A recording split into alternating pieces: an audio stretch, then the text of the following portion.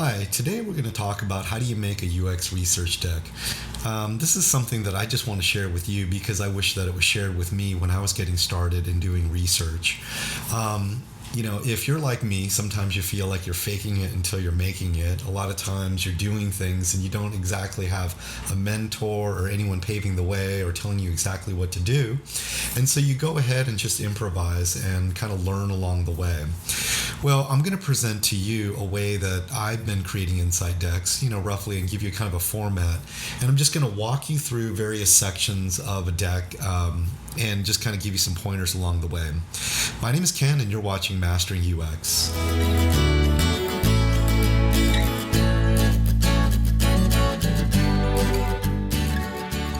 So I want to start you off with a quote, and it's kind of funny. It says, if you don't talk to your customers, how will you know how to talk to your customers?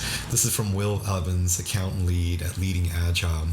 Very commonsensical. It just kind of proves the point that we really need to be talking to our customers because we are actually communicating to our customers.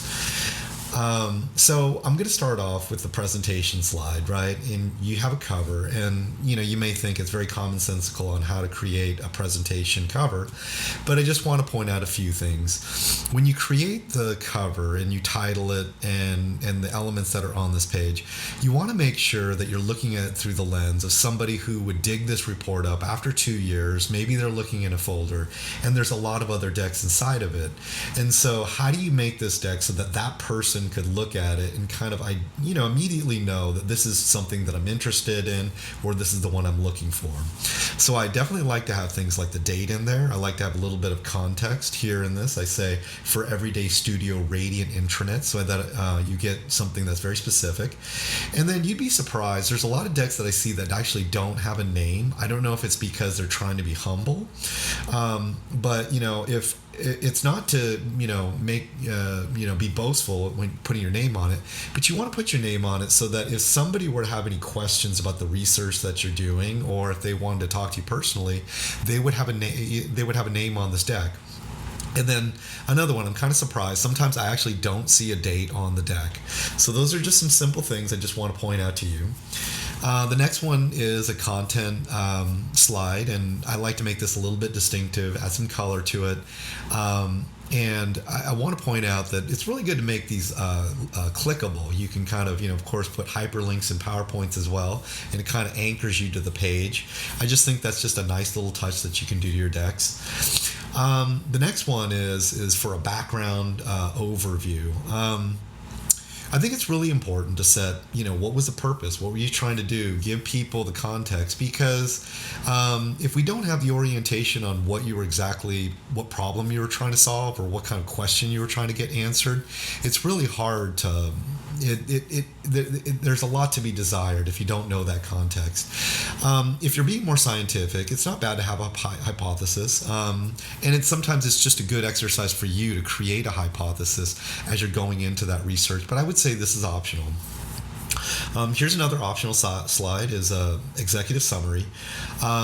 You want to see if you can highlight the most important information, crystallized, packaged in a way that it can be even scanned within 2 to 5 minutes for an executive who's already been getting presented a lot of things. They don't have a lot of attention span. So how do you give them at least just one page that they can kind of glean from it, the most important findings that you got? Again, this is an optional slide. I think this is a pretty critical slide right here, and that is methodology. A lot of times we're not sure how scientific was the report, how many people did you study, how long were the interviews, did you get to talk to people face to face, were they over a Zoom phone call, were you sharing the screen, were you able to look at the faces? All these kind of logistical, practical details are good to put on here. I want to point out here on this participants area, that's a good opportunity for you to highlight your personas and say that you are targeting participants from a particular persona. You can see my previous episode on personas, but if you highlight that, it kind of can help evangelize the personas that you've already created.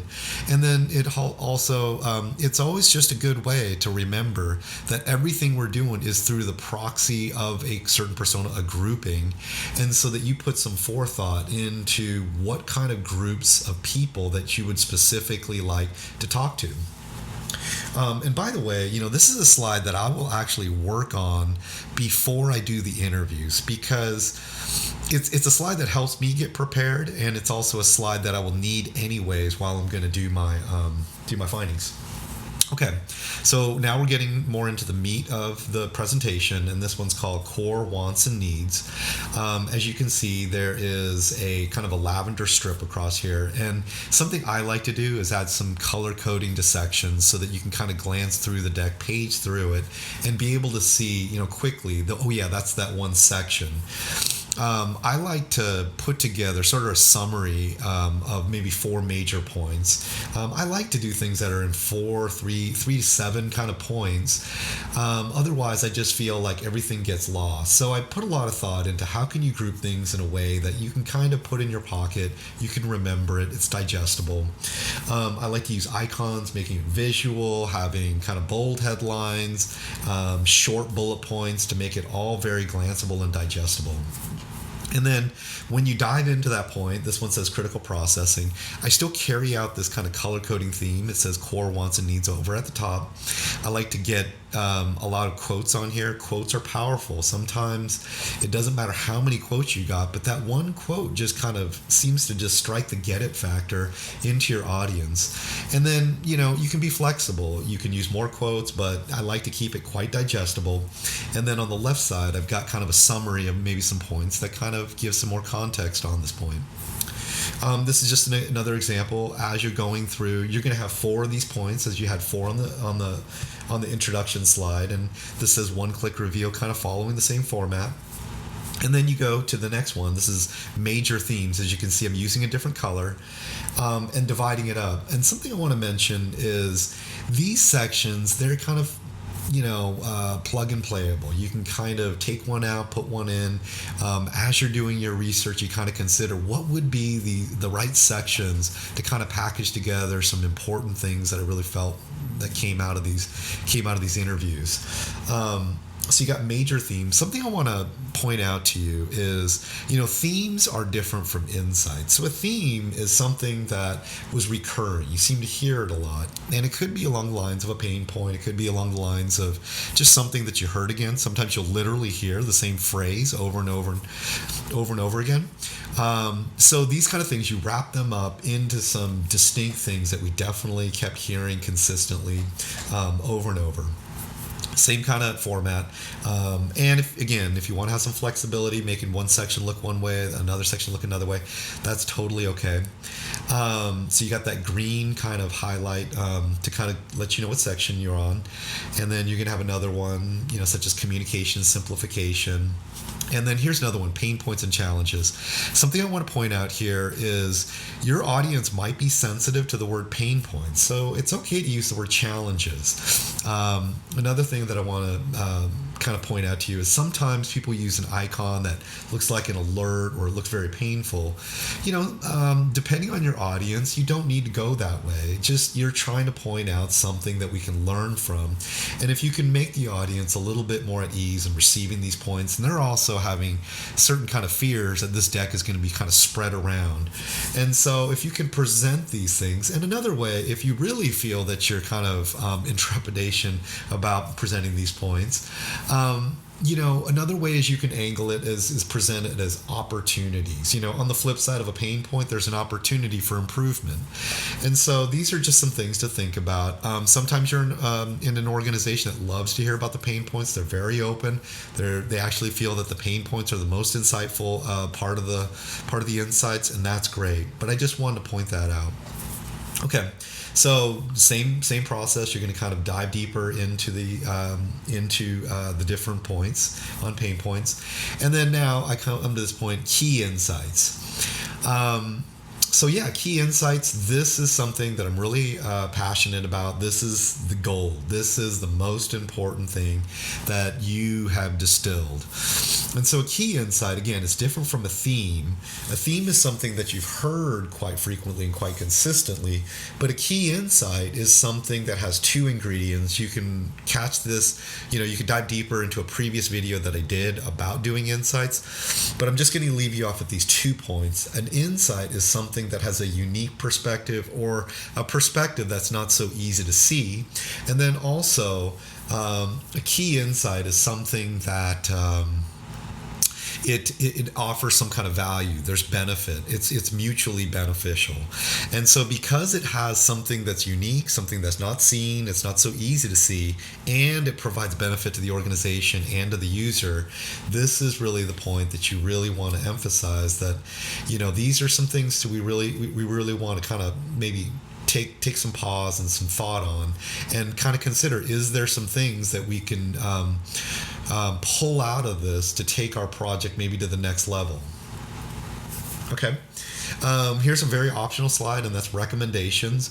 Sometimes recommendations are not a good idea because you really want to separate that out to a dedicated process. And you want to be a little bit careful not to be too prescriptive on your recommendations. Sometimes I even call these considerations, so that people, realize that, there were some definite things, that there were some ideas that came up. I try to keep these points very high level, not going too deep down into solutions. But if you're in an organization that really would like to hear, so what would you do about some of the things that you've heard, and they're open to this, it's a great time to present your recommendations. You can format it many different ways. You can spend 2 pages on it. That's okay. And then last, I would say even the summary is kind of an optional slide, where you wrap everything up. If you had a hypothesis, this is where you definitely want to kind of say, how did that hypothesis go? So this particular deck is working out to be about 21 pages if you were to kind of build it out fully. But at the same time, it's not a lot of copy. It's really done in a digestible format. It's got a lot of white space on it. So anyways, these are the points that I wanted to leave you off with. So just to kind of wrap it up, just remember, all of this should be taken in a very flexible way. You need to look at what you're presenting, how you want to package it, who your audience is, and kind of figure out a way that would be most effective in that light. You also want to be, and this is something that I feel like that it's just a personal thing. We are designers, so why not use our skills on making the report usable as we make, say, digital products? And then the last point I want to leave you off with is key insights. They are the real gold. So spend a lot of time and to make sure that you really kind of come up with something that's of value, that is well thought out, that's a little bit deeper and not so apparent. So those are the points. I hope you can pull away some value from these, and these will be useful for you in your next presentation that you're going to do. Thanks for sticking with me.